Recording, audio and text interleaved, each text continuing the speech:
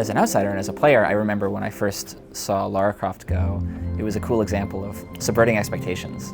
Oh, it's less board gamey. Like, I really liked those wooden boards on Hitman Go and this particular aesthetic. Like, oh, they're changing it. But that's really the best thing you can do is, like, do not do the same thing again. Do something very different. I think that the first thing that struck me obviously was the visuals, and then once I started diving into the game, the two other things that really stood out for me was the simplicity of the controls, how much diversity in the gameplay and the mechanics and so on you could get with literally just swiping. It had taken the idea that at its heart, Tomb Raider and tomb raiding is about solving a puzzle, and that just felt so right. And this idea that Lara has to move intelligently around a map, you know, outwitting enemies and solving environmental obstacles, that just felt perfect. As a gamer and as a Tomb Raider fan, a longtime Tomb Raider fan, I loved the game. The first time I played it, immediately I could tell that there were sounds from Tomb Raider 2 and the classic running sound and shooting sound, and these sound effects really had an instant, you know, sense of nostalgia.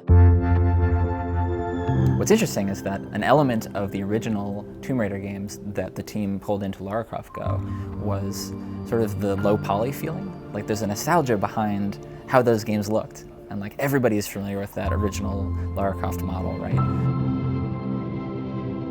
It feels very, very much like a respectful homage, but it also is one that breaks new ground. You know, I remember the first time that I was moving and climbing up a cliff, and I flicked forward and Lara did her handstand.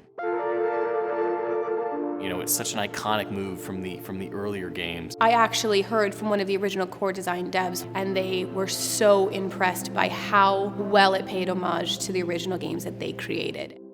I love the fact that Square Enix Montreal has taken these two great franchises and come up with two unique games that are completely different than anything else that has been done on console or PC before. I hope they keep doing it, because I'd love to see what the next one is.